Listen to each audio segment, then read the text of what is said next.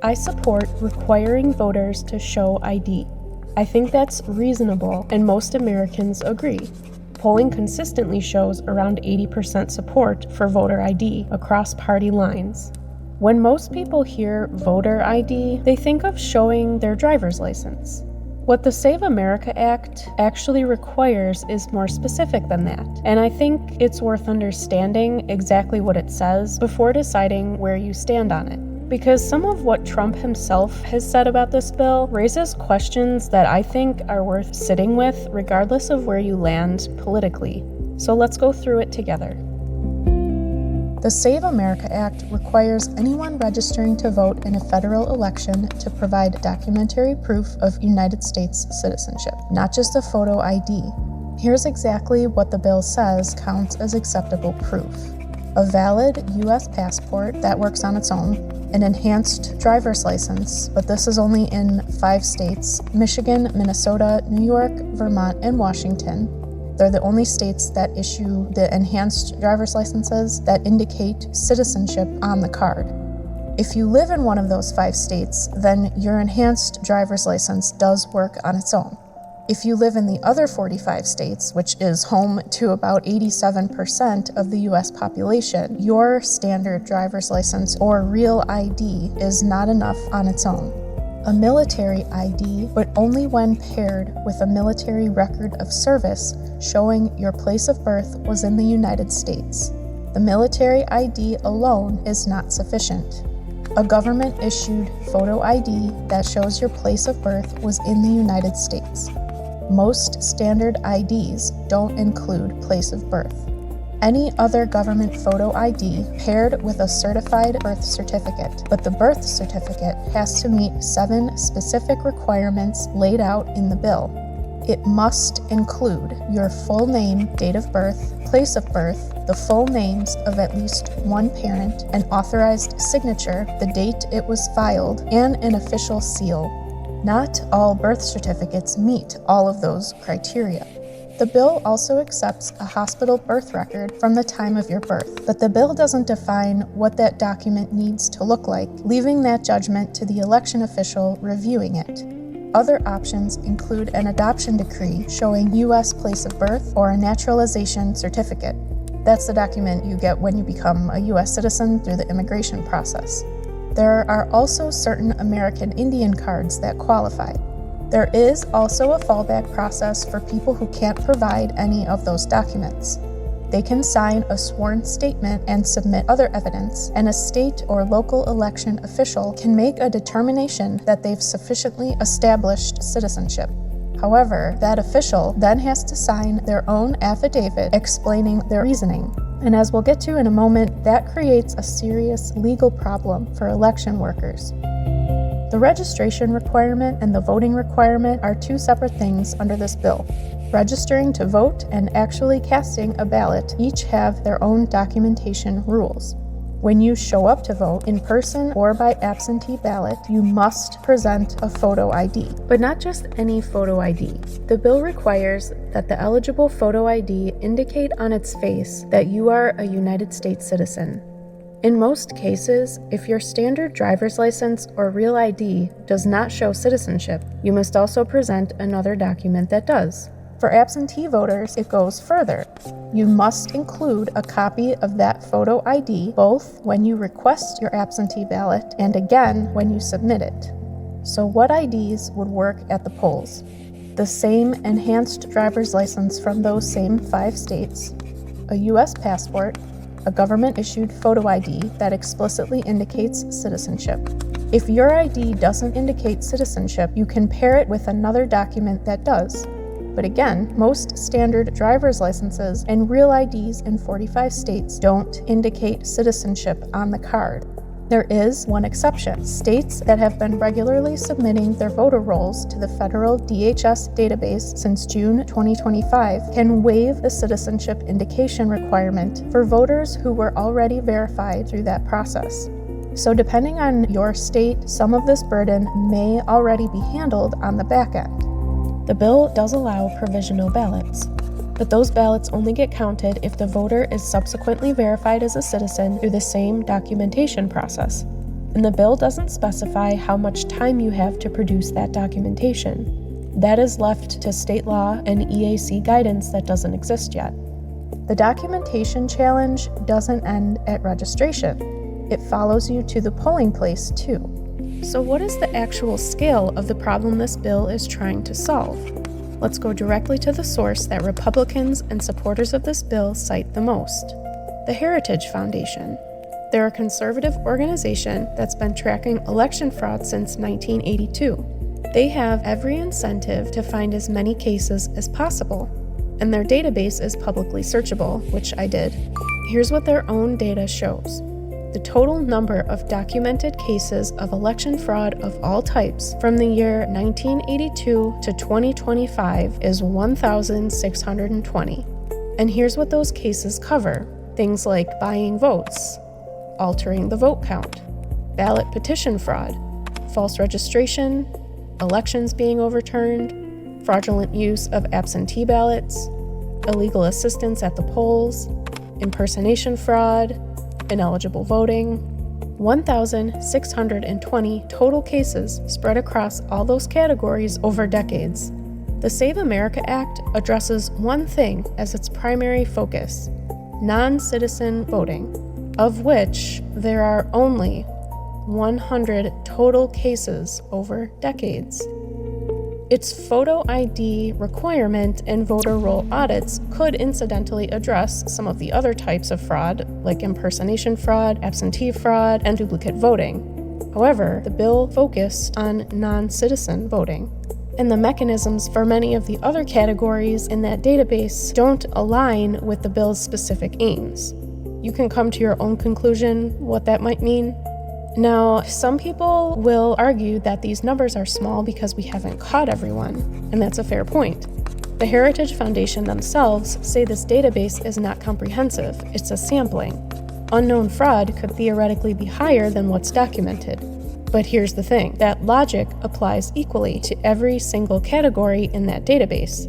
If we believe undocumented non-citizen fraud is significantly higher than 100 cases, we have to believe undocumented ballot petition fraud is significantly higher, undocumented vote buying significantly higher, etc. And all of those other things were committed by U.S. citizens. If the argument is that we need this bill because we haven't caught all the non-citizen fraud yet, then by that exact same logic, we need legislation targeting every other category too. Again, you can come to your own conclusions what all of this means. So, how do non-citizens end up on voter rolls in the first place? Because understanding that matters for evaluating whether this bill actually fixes anything. The Motor Voter Act, passed in 1993, requires voter registration to be offered at DMV offices, public assistance agencies, and through mail registration in 44 states and Washington, D.C. Applicants must attest that they are citizens under penalty of perjury, but there's no requirement to produce a document proving it. An election official receives a form with a checked box and no way to independently verify the claim. So when a non-citizen applies for services or a driver's license, they may be offered a registration form, and if they check that box, the election official receives a form with no red flag on it. Beyond the registration process itself, administrative database errors play a role. When someone naturalizes, there's often a delay before their updated citizenship status is reflected across government databases. That gap can create situations where non-citizens end up registered through no intentional act at all.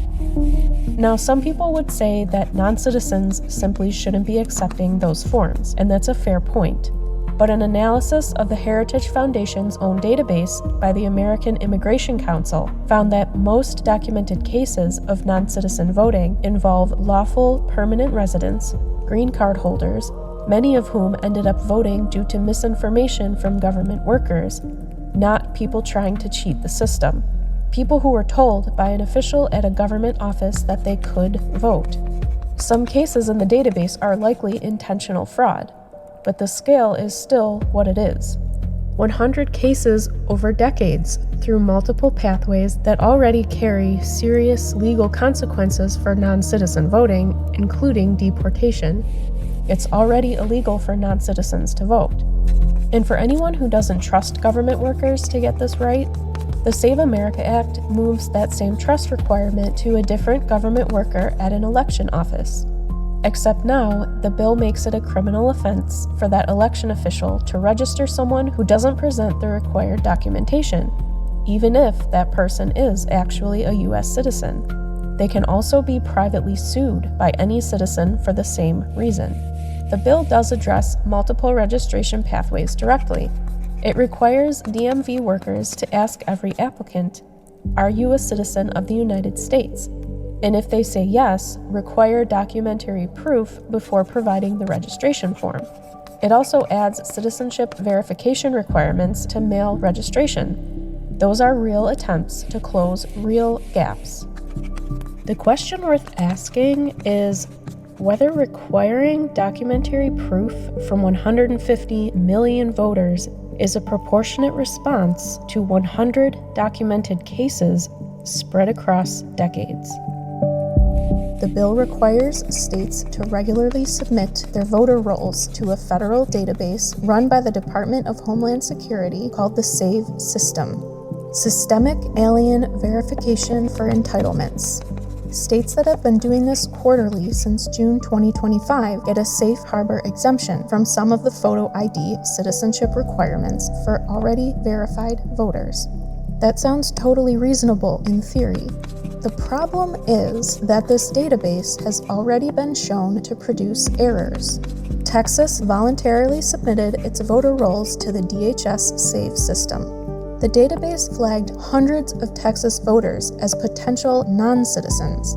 When those cases were investigated, many of the flagged voters turned out to be U.S. citizens, naturalized citizens. People who went through the legal process to become citizens are particularly at risk of being wrongly flagged because their records sometimes show a foreign birth country without reflecting their subsequent naturalization. Here's what makes this especially concerning. The bill requires states to remove anyone from voter rolls upon receiving verified information that they are not a citizen. But the bill's language on notification is vague.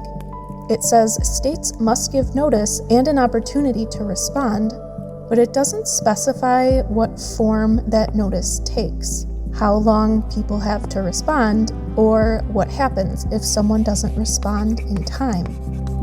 So the chain of events the bill creates looks like this.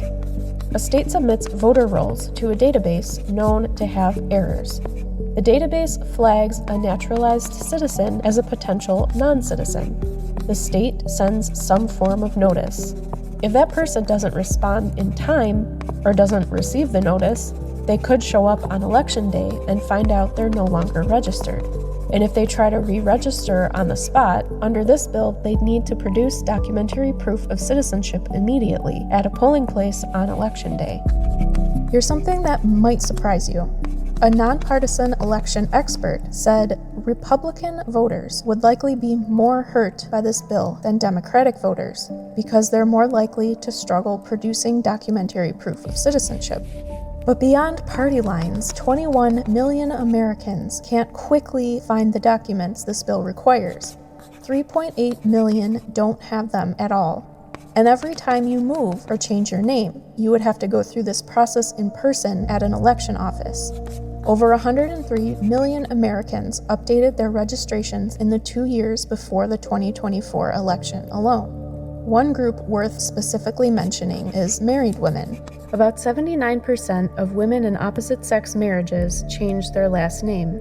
That means their birth certificate, which shows their maiden name, doesn't match their current legal name. The bill does have a workaround. They can provide additional documentation or sign an affidavit, but the bill doesn't specify what additional documentation states must accept.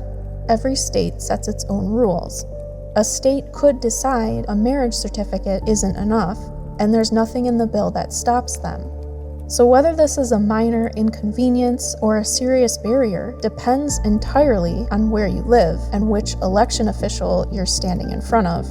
And as we'll get to in a moment, that election official has a lot riding on the decision they make. So what does it actually cost to get the documents this bill requires if you don't already have them?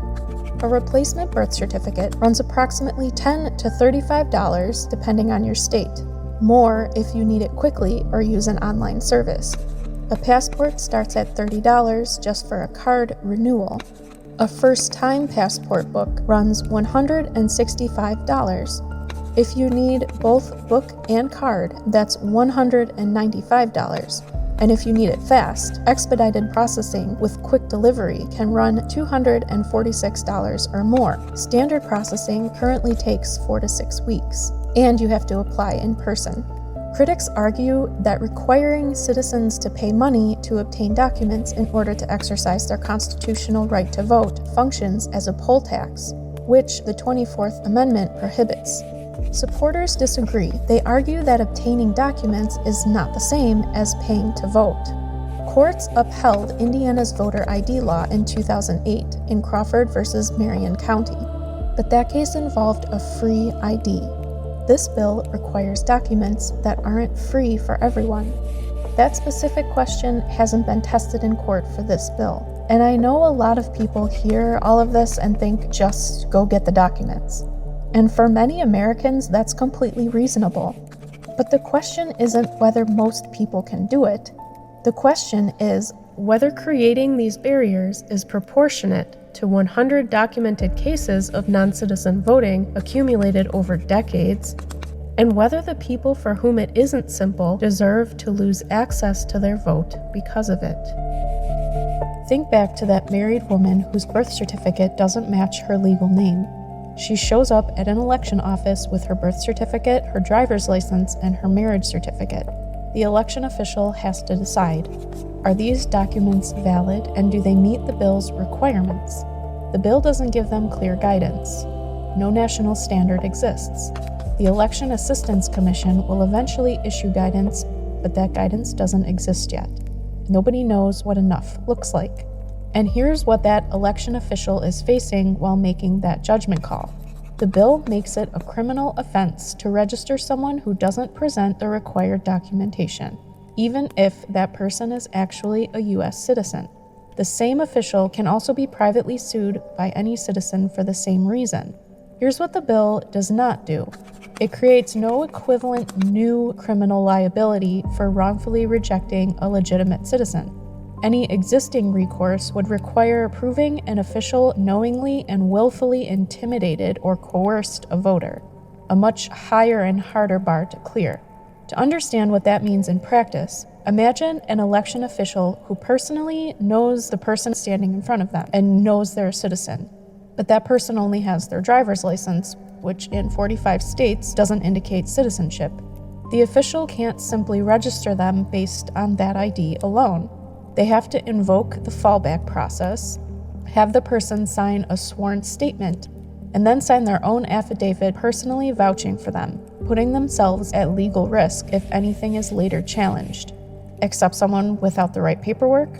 Criminal charges, civil lawsuit, prison time. Turn away a legitimate citizen who couldn't get their passport in time and only has their driver's license? Nothing in this bill specifically covers that. A voting rights expert told factcheck.org that election officials will face enormous pressure to construe the fallback process very narrowly out of rightful concern about their own liability. In other words, when in doubt, reject, because the consequences of saying yes to the wrong person are explicit and criminal. This is already a workforce facing burnout and high turnover. And the bill text contains no funding for training or resources to help election officials implement any of this. I want to leave you with something. Not my words, his. In July 2024, at a conservative summit in Florida, Trump told the crowd, "Get out and vote. Just this time. You won't have to do it anymore. 4 more years, you know what? It'll be fixed. It'll be fine. You won't have to vote anymore." His spokesperson said he was encouraging Christians to vote and meant the country would be fixed enough that voting wouldn't feel necessary. You can decide what he meant. When speaking to House Republicans about the Save America Act specifically, Trump said, "If you send it up there, you will win the midterms. and you will win every election for a long time. So is this about election security or electoral outcomes? When the Senate stalled on the bill, there was a DHS funding standoff with long TSA lines. Trump made passage of the SAVE Act a condition for any deal. Democrats offered to fund TSA and most of DHS while opposing additional unrestricted ICE funding and demanding reforms after the deaths of 2 U.S. citizens in Minneapolis. Republicans rejected those offers and blamed Democrats for the crisis. The Senate eventually passed a deal funding most of DHS except full ICE operations. Trump then signed an order to pay TSA agents and took the credit for fixing it. Make of that what you will. The Save America Act passed the House in February 2026 on a largely party-line vote with only one Democrat voting in favor. It is currently being debated in the Senate where it needs 60 votes to pass.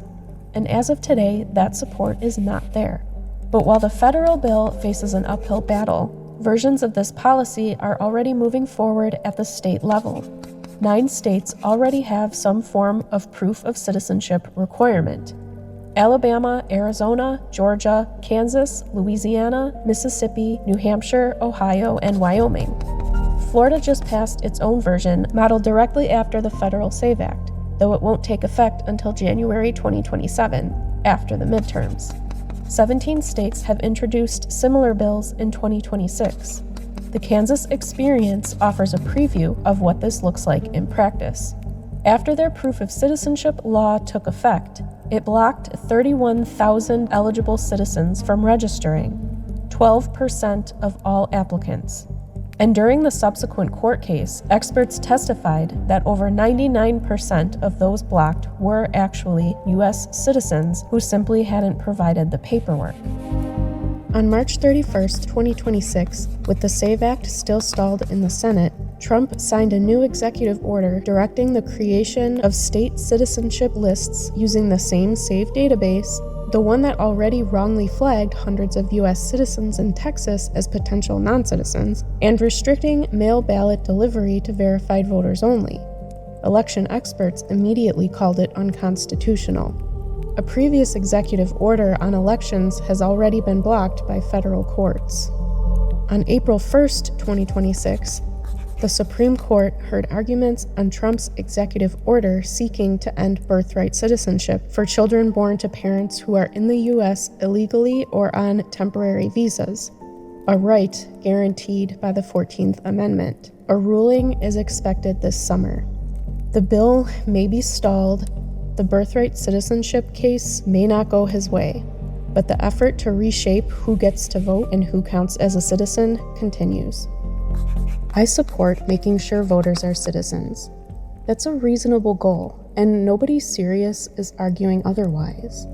But a bill that addresses 100 documented cases of non-citizen voting nationwide across decades while creating new barriers for millions of eligible American citizens is worth understanding fully, regardless of where you land politically.